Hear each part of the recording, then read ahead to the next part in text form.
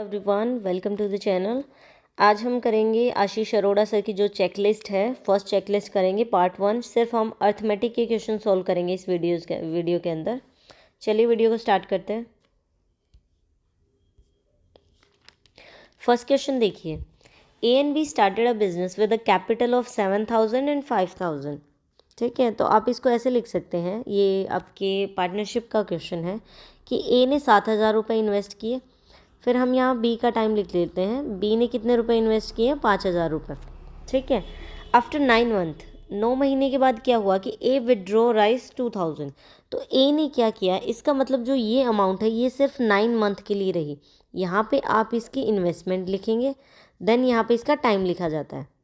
मतलब जब भी हम पार्टनरशिप का क्वेश्चन सॉल्व करते हैं तो हमें जैसे ए और बी दे रखा है, तो यहाँ पे उसका टोटल कितनी उसने अमाउंट इन्वेस्ट की है, तो यहाँ हम अमाउंट लिखेंगे और यहाँ पे टाइम पीरियड, देन उसके बाद उसका प्रॉफिट आता है। तो इस पैटर्न में हम क्वेश्चन को सॉल्व करेंगे। ठीक है, अब लिखते जाइए।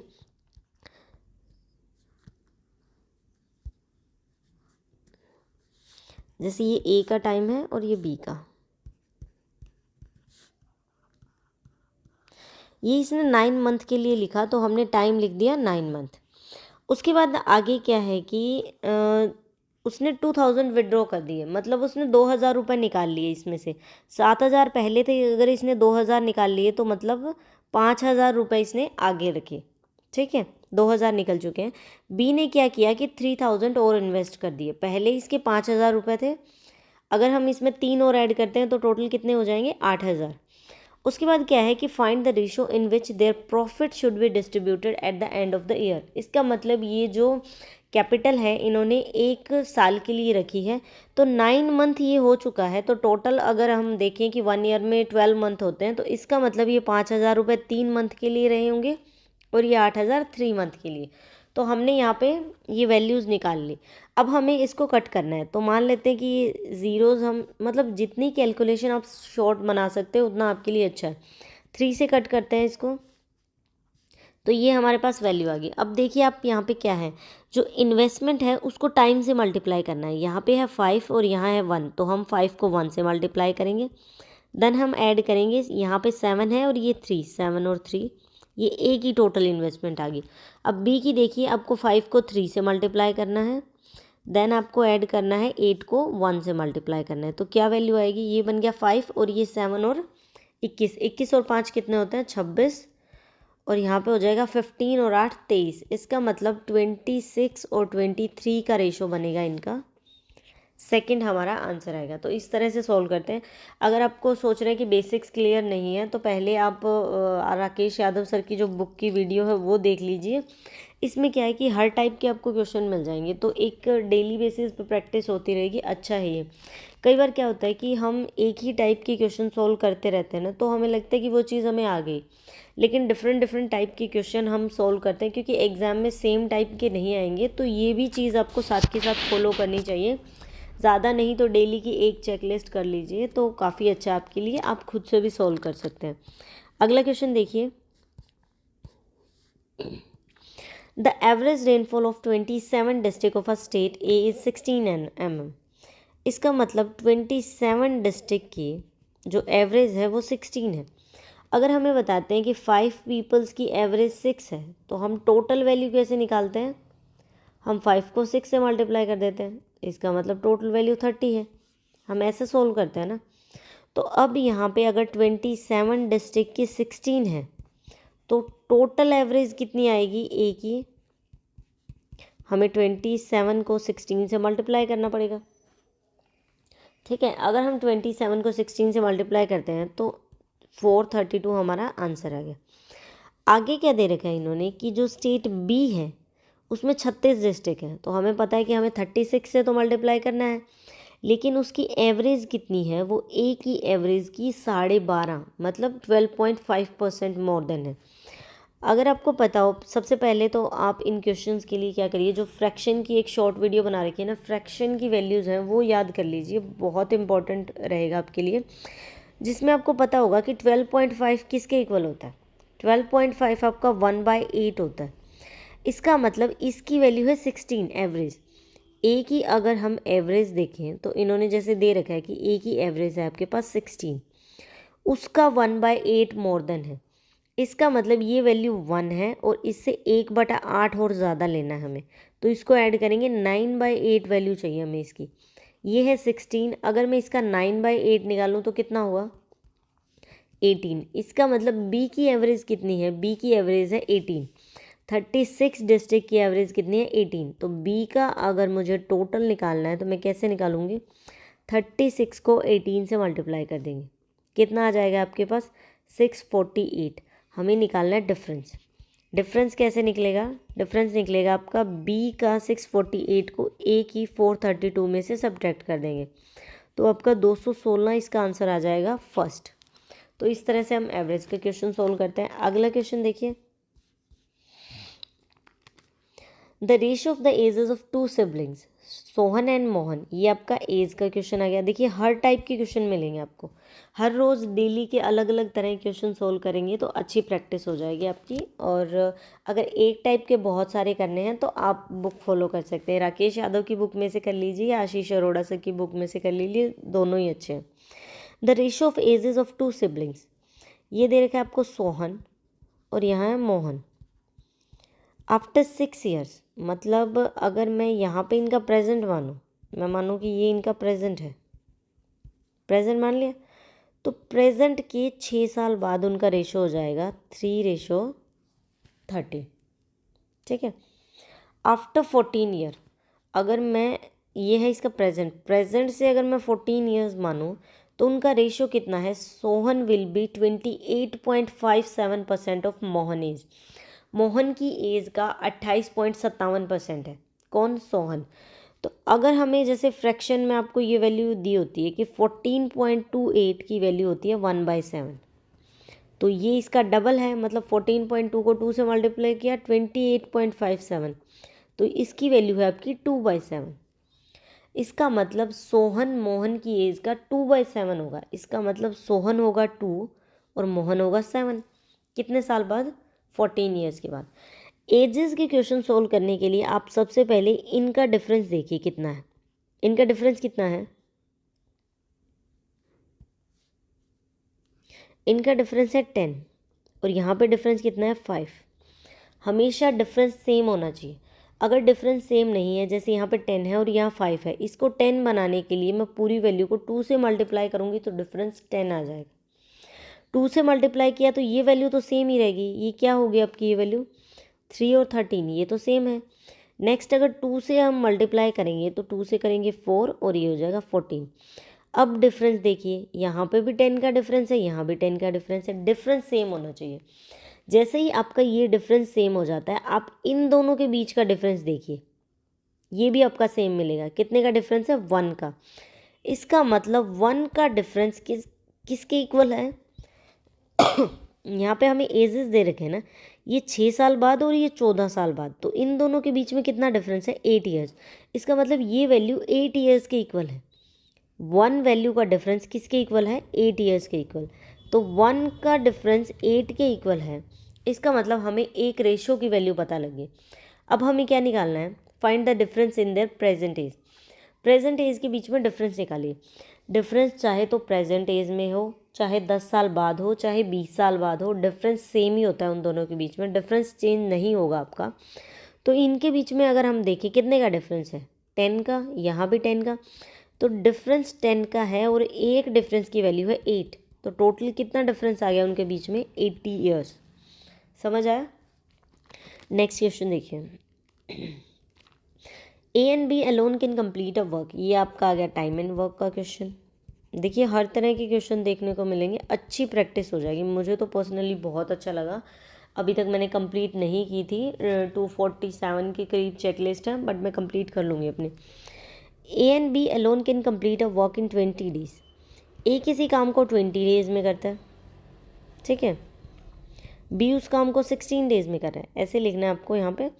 और बी और सी किसी काम को 10 डेज में करना है। यहाँ पे कभी भी हाफ काम नहीं लिखेंगे, कंप्लीट काम। अगर बोले कि ए हाफ काम को 10 दिन में करता है तो हमें यहाँ 10 नहीं लिखना है, अगर वो हाफ को 10 में करता है तो कंप्लीट को 20 में करेगा, ठीक है। हमें लिखना है ए किसी काम को 20 डेज़ में, बी अपने काम को 16 में और बी प्लस सी उस काम को 10 डेज़ में करते हैं। सबसे पहले इनका एलसीएम ले लीजिए। ऐसा कोई नंबर जो सबसे कटे, 80 ले लेते हैं। तो 80 को जब 20 से डिवाइड करूँगी तो 4 आएगा, 16 से मैं 80 को डिवाइड करूँगी 5 और यहाँ पे 8। इसका मतलब बी की एफिशिएंसी, ये इनका टाइम होता है और ये इनकी एफिशिएंसी होती है। एफिशिएंसी मतलब जिस एफिशिएंसी से वो लोग काम कर रहे हैं, ठीक है। जब हम एफिशिएंसी को टाइम से मल्टीप्लाई करते हैं तो टोटल वर्क आ जाता है, ठीक है। बी की एफिशिएंसी 5 है और बी और सी की 8 है, तो यहाँ से हम सी की निकाल सकते हैं। सी की एफिशिएंसी कितनी आ जाएगी, 8 - 5, सी की एफिशिएंसी आ गई आपकी 3। अब आगे बोला है कि ए और सी ने 5 दिन तक काम किया, ठीक है। टोटल वर्क अगर आपको निकालना है तो आप कैसे निकालोगे, हम जो टोटल एफिशिएंसी है उसको टाइम से मल्टीप्लाई कर देंगे, ठीक है। यहाँ पे ए और सी ने काम किया, तो मुझे अगर ए और सी का टोटल वर्क निकालना है, ए और सी का टोटल वर्क, तो मैं कैसे निकालूंगी। ए और सी की एफिशिएंसी कितनी है, ए की एफिशिएंसी है 4 और सी की है 3, दोनों की एफिशिएंसी कितनी होगी, 4 + 3 7, तो एफिशिएंसी है 7। काम कितने दिन तक किया, 5 दिन तक, तो टोटल वर्क कितना आ गया 35। ये आपका टोटल वर्क होता है। अगर टोटल काम 80 है जिसमें से 50 काम हो चुका, 35 काम हो चुका है, तो काम कितना बच गया 45। अब वो बोला है कि बी उस बचे हुए काम को कितने दिन में करेगा। बी की एफिशिएंसी कितनी है 5, तो 5 एफिशिएंसी से डिवाइड कर देते हैं, इसका मतलब उसको 9 डेज लगेंगे उस काम को कंप्लीट करने में, ठीक है। अगला क्वेश्चन देखिए। इस वीडियो के अंदर हम 12 क्वेश्चन करेंगे, ठीक है। इसमें जैसे 25 क्वेश्चन है तो नेक्स्ट वीडियो के अंदर नेक्स्ट कर लेंगे। Find the ratio of time taken by Anil to cover, ये आपका आ गया बॉटनस्टीन का। किसका आ गया, बॉटनस्टीन। देखिए अलग अलग तरह के क्वेश्चन आपको देखने को मिल रहे हैं। द इसमें एक चीज़ याद रखिए आप, बॉटनस्टीन के अंदर मोस्ट इम्पॉर्टेंट, ST = D। मैं हमेशा सॉल्व करती हूँ, मैं लिख लेती हूँ क्योंकि मुझे अच्छा लगता है। मतलब स्पीड को जब आप टाइम से मल्टीप्लाई करेंगे तो आपका डिस्टेंस निकल के आएगा। अब क्वेश्चन में पूछा क्या है, find the ratio of time taken by Anil to cover 160 kilometre downstream to 200 kilometre upstream, कि मतलब वो 160 किलोमीटर डाउनस्ट्रीम जाए और 200 किलोमीटर अपस्ट्रीम जाए, उसका हमें रेशियो निकालना है। If he takes 25 hours to travel a certain distance downstream, अगर वो डाउनस्ट्रीम में जाने में, इनके अकॉर्डिंग है, ये है डाउनस्ट्रीम, ये अपस्ट्रीम, ये है टाइम, 25 घंटे लगते हैं इसमें और इसको 62.5 लगते हैं। इसको हमें सबसे पहले तो काट लेना है, जितना शॉर्ट हम कर सकते हैं उतना करना है हमें, ठीक है। अगर हम इसको कट करेंगे तो ये 2 और ये हो जाएगा आपका 5।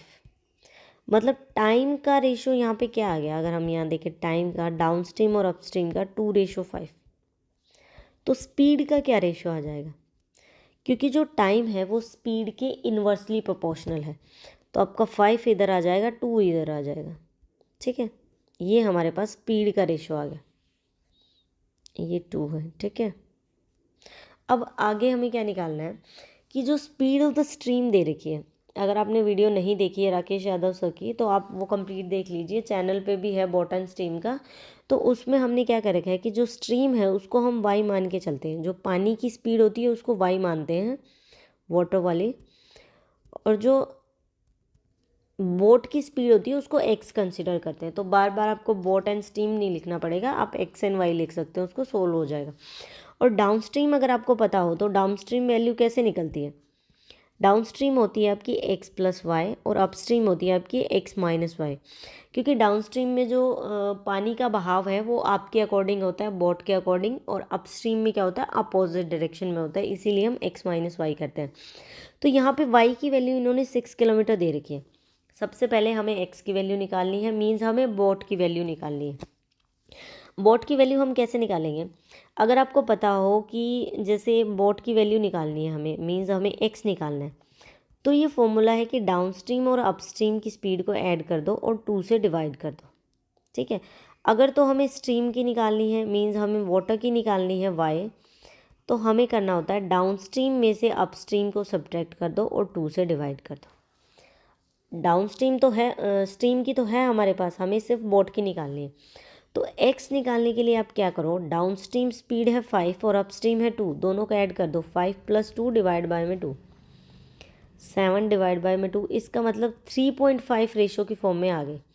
अगर मैं y निकालूं तो मुझे दोनों को सब्ट्रैक्ट करना है, 5 - 3 डिवाइड बाय में 2, ठीक है, 3 डिवाइड बाय में 2 = 1.5। तो यहाँ से देखिए कि इस के अकॉर्डिंग, मतलब जो हम ये लेके चल रहे हैं रेशो, उसके अकॉर्डिंग पानी की स्पीड आ रही है 1.5, लेकिन एक्चुअली कितनी है 6। तो अगर मुझे इस 1.5 को 6 बनाना है तो किससे मल्टीप्लाई करना पड़ेगा, 4 से। 4 से मल्टीप्लाई किया 6 आ जाएगा, इसका मतलब ये वैल्यू भी 4 से मल्टीप्लाई होगी। 4 से मल्टीप्लाई होगी तो बोट की स्पीड यहाँ पे हमारे पास 14 निकल के आ गई और स्टीम की आ गई 6। यहाँ तक समझ आ गया आपको, ठीक है। अब देखिए, बोट की स्पीड हमने x निकाल ली 14 और वाटर की जैसे हमें दे रखी थी वो है 6। अब आपको बताना है कि डाउन स्ट्रीम इसको 160 किलोमीटर ट्रैवल करना है।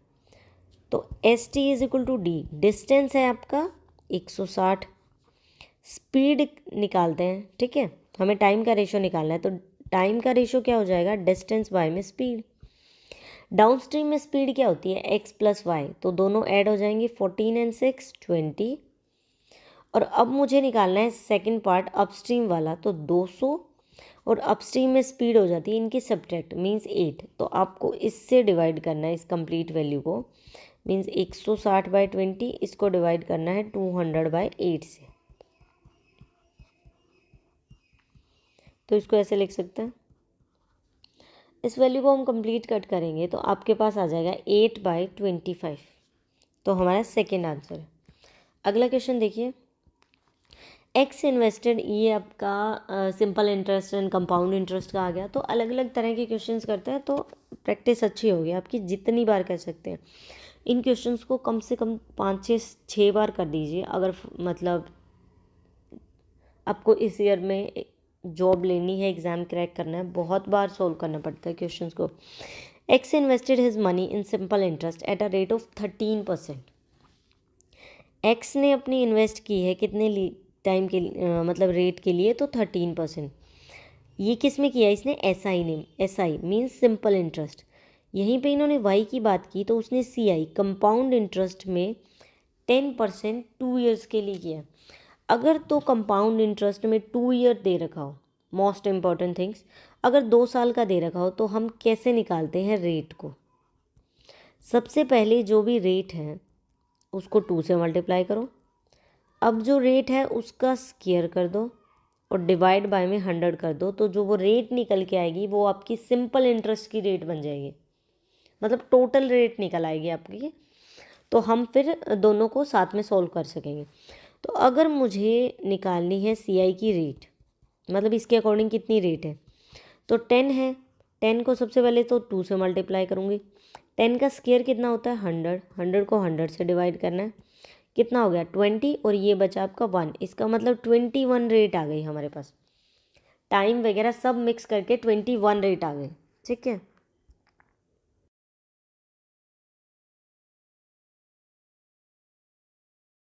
जैसे हमने यहाँ पे कंपाउंड इंटरेस्ट की जो रेट है CI वो 21 निकाल ली थी, ठीक है। और सिंपल इंटरेस्ट की अगर हम बात करें, इसमें टाइम इंक्लूडेड है। आप ये याद रखिए कि इसमें टाइम को हमने इंक्लूड कर दिया, हमें इसलिए जैसे ये फॉर्मूला होता है कि हमें ऐसा ही निकालना होता है, = प्रिंसिपल रेट और टाइम, इसको मल्टीप्लाई करते हैं 100 से, तो ये रेट और टाइम दोनों की वैल्यू 21 है, ठीक है। और सिंपल इंटरेस्ट में अगर हम देखें तो रेट है 13, जैसे इसमें हमने दोनों को कंबाइन किया है, मतलब टाइम और इसमें रेट आपकी दोनों है, तो इसमें भी हम टाइम और रेट कर लेते हैं। रेट हमारी 13 है और टाइम हो जाएगा 2, इसका मतलब 26। तो दोनों साइड की अगर हम रेट निकालें तो कितनी है, 26 + 21 कितना हो गया 47। इसका मतलब इन दोनों की जगह पे 47 पुट किया जाएगा। सिंपल इंटरेस्ट आपको पता है कितना है 4700, तो 4700 = हमें प्रिंसिपल निकालना है, दोनों रेट है 47 और डिवाइड में 100। तो यहाँ से हम प्रिंसिपल निकाल सकते हैं, ये 100 इधर मल्टीप्लाई में हो जाएगा, 4700 × 100 डिवाइड बाय में 47, तो ये कट किया तो हमारे पास 10,000 वैल्यू आ गई। इट मीन्स 10,000 उन दोनों का मिला के प्रिंसिपल है, तो हमारा C आंसर होगा। ठीक है, अगला क्वेश्चन देखते हैं। The ratio of milk and water in a mixture of 420 ml। सबसे पहले तो इस तरह का दे रखा है, जैसे मिक्सचर है, ये है मिल्क और वाटर 4:3, ठीक है। 420 है, तो इस तरह का अगर हम निकालते हैं, मिक्सचर एंड एलिगेशन का क्वेश्चन है, इन दोनों को ऐड करो, 4 और 3 7, 7 से डिवाइड करो, एक रेशियो की वैल्यू आ गई 60, 60 को 4 से मल्टीप्लाई करो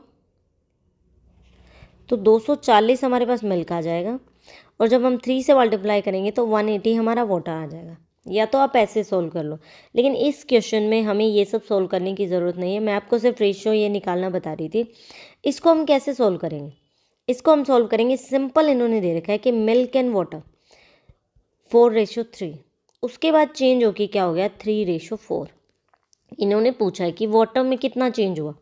सबसे पहले तो ये देखो 4 और 3, यहाँ पे ये दोनों 7 बनते हैं और यहाँ भी 7 बनते हैं, इट मीन्स वैल्यू सेम है, मतलब जो टोटल इन्होंने रेशो में डिवाइड किया वो सेम है। कितना चेंज हुआ? पहले था 3, अब कितना है 4, तो पहले वाला अब वाले का कितना परसेंट है, इन्होंने यही तो पूछा है, दैट इज़ 75%। यही हमें निकालना था, बहुत आसानी से निकल गया। कई बार क्या होता है कि एग्ज़ाम में ऐसा ही होता है, क्वेश्चन बड़े होते हैं, मतलब बड़े दिखाए जाते हैं, लेकिन जब हम उनको सॉल्व करने बैठते हैं ना, अर्थमेटिक की यही सबसे अच्छी बात है, बहुत आसानी से हो जाता है। एक बार की बात बताऊं, एग्ज़ाम में बाकी पोर्शन ठीक दे रखा था, लेकिन अर्थमेटिक के 15 तक क्वेश्चन उन्होंने दे रखे, एंड डीआई थोड़ी सी मुश्किल थी, मतलब थोड़ी कैलकुलेटिव थी, प्री की बात बता रही हूँ। तो उसमें क्या हुआ कि मैंने फर्स्ट डीआई अटैम्प्ट की, सेकंड में मुझे लगा कि फ़र्स्ट में ही काफ़ी टाइम लग रहा है, तो सेकंड की बजाय एक बार अर्थमेटिक ट्राई करते, क्योंकि मेरा अर्थमेटिक ठीक था, मतलब ठीक था क्या, वो ठीक करना पड़ता है। तो मैंने अर्थमेटिक के क्वेश्चन किए, तो मेरे बहुत जल्दी जल्दी हो रहे थे। लास्ट में एग्ज़ाम के बाद मुझे ऐसे हुआ कि अच्छा हो मैं उस डीआई की तरफ नहीं गई, अदरवाइज़ सिर्फ मेरे से वो डीआई अटैम्प्ट होती, मैंने उस डीआई के 5 मार्क्स थे उससे ज़्यादा कर लिए इसके अंदर। तो अर्थमेटिक इतना मुश्किल नहीं है, लेकिन बिल्कुल आसान भी नहीं है, हमें प्रैक्टिस करनी पड़ेगी अच्छे से आपके साथ, मतलब बहुत अच्छे से। जितना आप प्रैक्टिस करोगे ना, प्रैक्टिस के बिना कुछ भी नहीं है। अगर आपको कोई बोल रहा है कि सिर्फ वीडियोस देख लो और आपका हो जाएगा, नहीं नहीं, वीडियोस देखनी है, लेकिन सेल्फ स्टडी भी इम्पॉर्टेंट है। वही क्वेश्चन वीडियो के देखे, उसको 3 से 4 बार आपको खुद करना है, फिर आपकी अच्छी स्पीड बनेगी, सिर्फ देखने से नहीं बनेगा। तो 75 हो चुका है, अगला क्वेश्चन देखते हैं। Amit bought a computer during lockdown for his online education, और उसने स्पेंड किया 18.5 रुपये कॉस्ट प्राइस ऑन ट्रांसपोर्टेशन, मतलब उसको लाने में इतना खर्चा हो गया, और कुछ रैम और प्रोसेसर के लिए उसने 26.5% खर्च कर दिया। ठीक है, सबसे पहले हम मानते हैं कि उसका टोटल खर्चा कितना हो गया होगा, 18.5% हो गया और 26.5% हो गया। अगर मैं इन दोनों को ऐड करती हूँ इस वैल्यू को, तो कितना बनेगा 45। इसका मतलब 45% उसने खर्चा कर दिया, किसके ऊपर, जितने का खरीद के लाया था। मान लो कि सिंपल सी चीज़ होती है, इसमें 100 मान लिया करो। मान लो कि इसका लेट जो एसपी है, जो खरीद के लाया, वो 100 रुपीज़, 100 का खरीद के लाया था, 45% उसने खर्चा कर दिया, तो 100 का 45% कितना है 45। इसका मतलब खर्चा मिलाने के बाद, मतलब उसके पास कितने पैसे का पड़ा, वो लगभग 100 रुपये का खरीद के लाया था, 45 का उसके ऊपर खर्चा कर दिया, इसका मतलब उसका 145 रुपीज़ का लगभग वो उसका पड़ गया चीज़। ठीक है, उसके बाद बोल रहा है कि जितने का खरीद के लाया था उसके 55% प्रॉफिट पे वो बेच रहा है। तो हमें रेशो निकालना है net cost price to selling price.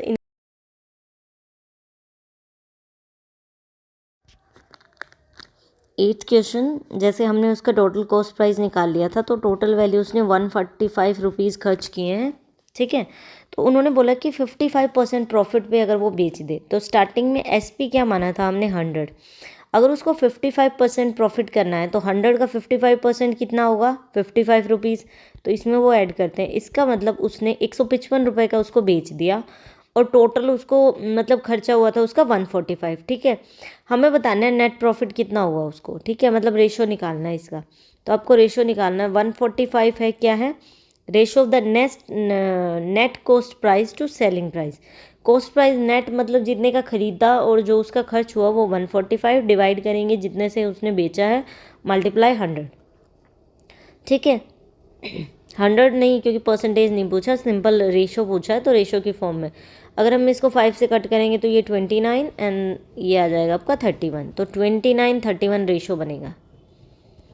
ठीक है, फर्स्ट हमारा आंसर है। अगला क्वेश्चन देखिए, अगला है कि 55.55% है ना, वो इस वैल्यू का इक्वल है आपके 31.25% ऑफ समथिंग। हमें निकालना है कि ये वैल्यू कितनी है।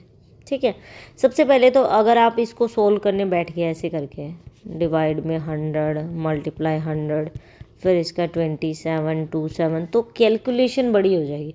कैलकुलेशन हमें बड़ी नहीं करनी है, जितना छोटा कर सकते हैं उतना करना है। इसके लिए इम्पॉर्टेंट चीज़ क्या है, जो परसेंटेज का आपका टॉपिक है उसमें जो फ्रैक्शन वैल्यू है वो डेली बेसिस पे याद करने की कोशिश करिए। जैसे 1/7 किसको बोलते हैं, 2/7 किसको बोलते हैं, तो कुछ फ्रैक्शन की वैल्यू है, एकदम से देखोगे तो बहुत मुश्किल लगेगा, लेकिन अगर आप डेली बेसिस पे करोगे तो आपको वो वैल्यू याद होती जाएंगी।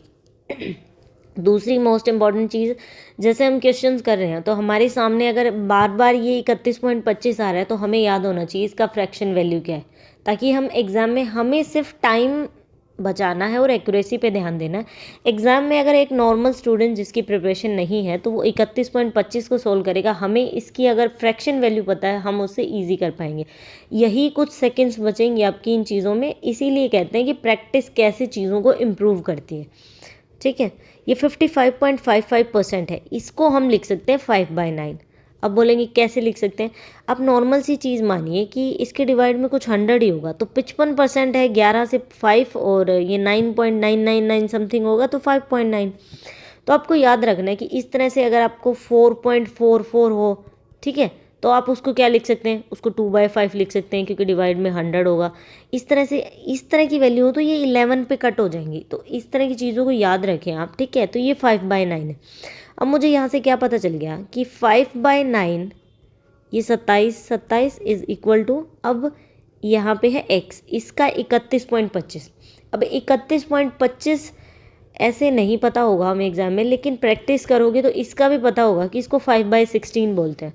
फ्रैक्शन वैल्यू तभी परसेंटेज में याद रखना इंपॉर्टेंट है, क्योंकि ये हर जगह रोल प्ले करेगी। ठीक है, ये है 5/16। अब देखो, एक तो ये क्वेश्चन आपको एग्जामिनर दे और एक इस तरह का दे, किस में कम टाइम लगेगा, हमें ये बनाना है तभी हम बाकियों से आगे निकल सकते हैं। इसको आपको सोल्व करना है, सोल्व करेंगे तो 5/9 27 और ये 16/5 इधर आ जाएगा, 5 से 5 कट, 9 पे कट करेंगे 303, 303 को हमें 16 से मल्टीप्लाई करना है, तो आपके पास वैल्यू आएगी 4848।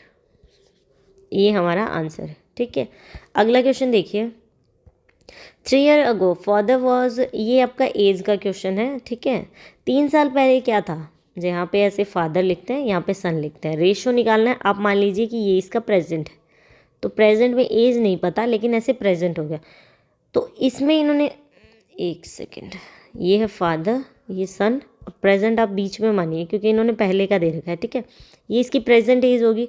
उसके बाद है 3 ईयर अगो, मतलब 3 साल पहले, तो प्रेजेंट से कितना पहले, 3 साल पहले, तो आप 3 लिख लो।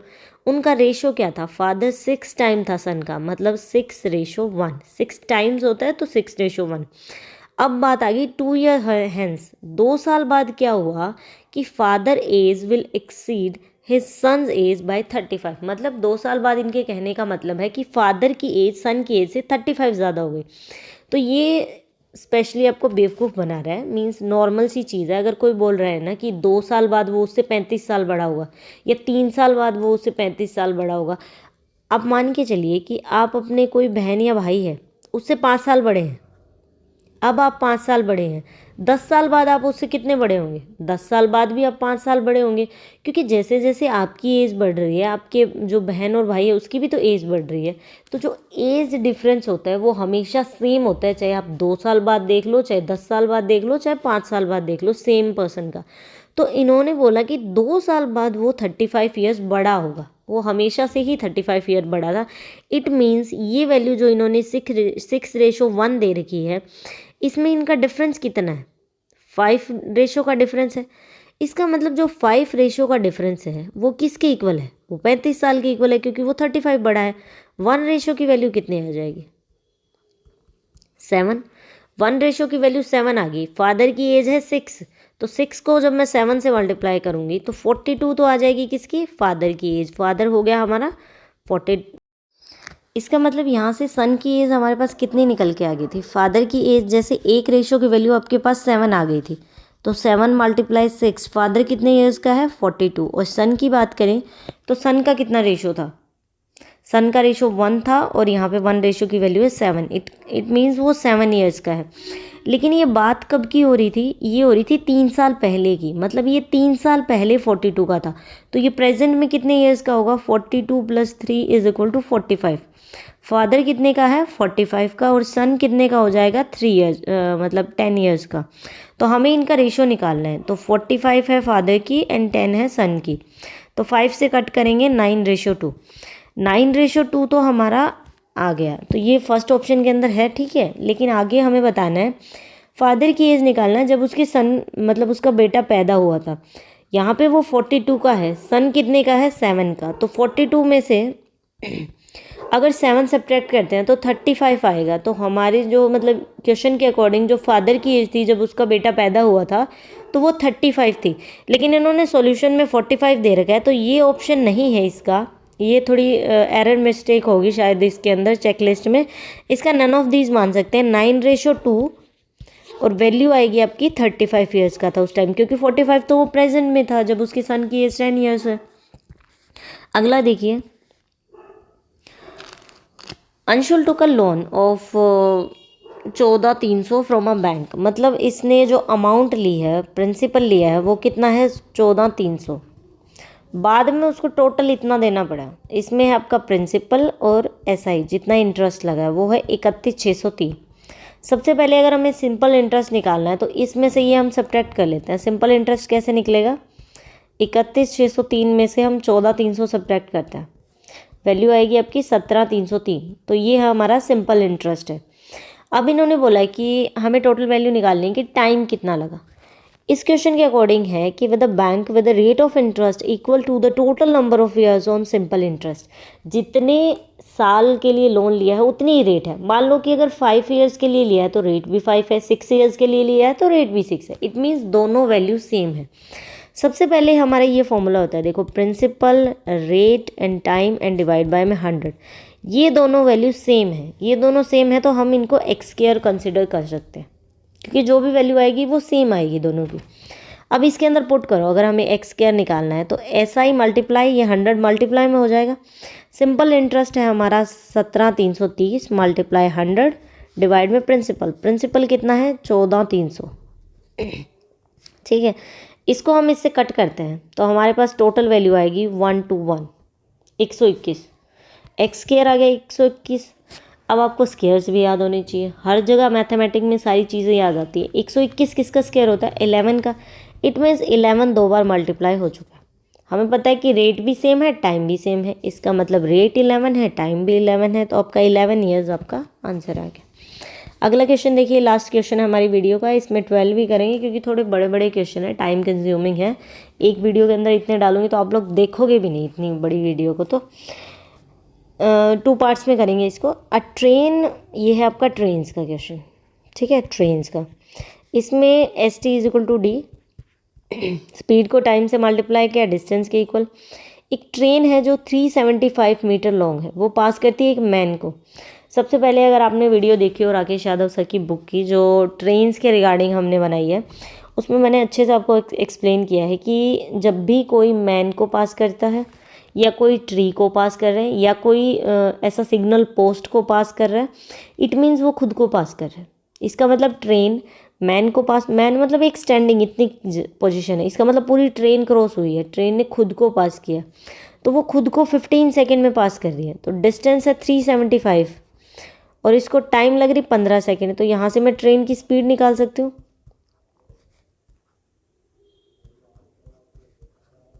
25।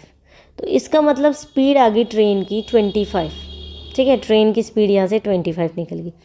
अब उसने बोला कि अपोजिट में जब भी सेम डायरेक्शन में ट्रेन ट्रैवल करती हैं तो जो स्पीड है वो सब्ट्रैक्ट होगी, जब वो अपोजिट डायरेक्शन में ट्रैवल करेंगी तो स्पीड क्या होगी आपकी, ऐड होगी। इस चीज़ को याद रखिएगा, ठीक है। अपोजिट डायरेक्शन में जा रही है, इसका मतलब जो स्पीड निकल के आएगी वो दोनों ट्रेन की स्पीड होगी। वो 10 सेकंड में दोनों एक दूसरे को क्रॉस कर देते हैं और दोनों की लेंथ भी सेम है। इसका मतलब यहाँ से डिस्टेंस टोटल कितना निकल के आ गया, 375, उसका भी 375 है, कितना हो गया टोटल 750। इसका मतलब S T is equal to D की बात करें तो हमें यहाँ से निकालना है स्पीड, तो डिस्टेंस बाय टाइम। डिस्टेंस कितना है दोनों का, दोनों 375 की हैं तो 750। टाइम कितना लगा रही है 10 सेकेंड। इसका मतलब टोटल स्पीड कितनी आ गई 75। हमें पता है कि अपोजिट में स्पीड ऐड होती है, इसका मतलब ट्रेन 1 और 2 दोनों की स्पीड कितनी है 75। फर्स्ट की हमें पता है 25 है तो हम सेकंड की निकाल सकते हैं, इसमें से 25 सब्ट्रैक्ट कर दो, 50 स्पीड आपकी आ गई। अब ये बात होगी कि हमें 50 स्पीड पता चल गई, लेकिन ऑप्शन है किलोमीटर पर आवर, ये है मीटर पर सेकंड, हमें इसको किलोमीटर पर आवर में बताना। आपको पता है जब मीटर पर सेकंड से किलोमीटर पर आवर जाते हैं, मीटर पर सेकंड क्या है छोटा, बनाना क्या है हमें बड़ा, बड़ा बनाने के लिए बड़े से मल्टीप्लाई, मतलब 18/5 करना है, 18 को ऊपर रखना बड़ा वैल्यू। अगर आपको किलोमीटर पर आवर को मीटर पर सेकंड बनाना है तो ये बड़ा है ये छोटा है, छोटा बनाना है तो छोटे से मल्टीप्लाई 5/18। ऐसे आपको ज़्यादा रट्टा नहीं मारना पड़ेगा, इजीली याद हो जाएंगी चीज़ें, ठीक है। तो 50 छोटी वैल्यू है मीटर पर सेकंड, हमें बड़ा बनाना है तो बड़े से मल्टीप्लाई 18/5, 5 से कट किया 180 किलोमीटर पर आवर हमारा आंसर आएगा, ठीक है, सी ऑप्शन। तो यहीं पे हमारी वीडियो कंप्लीट करते हैं। नेक्स्ट वीडियो के अंदर नेक्स्ट 13 क्वेश्चन करेंगे और फिर 25 हैं फर्स्ट चेकलिस्ट पे, वो कंप्लीट हो जाएंगे। इस तरह से सारी चेकलिस्ट कंप्लीट करेंगे अगर मुझे टाइम मिला तो, क्योंकि मैं खुद भी प्रिपरेशन कर रही हूँ तो इतना टाइम नहीं होता। Thank you for watching the video.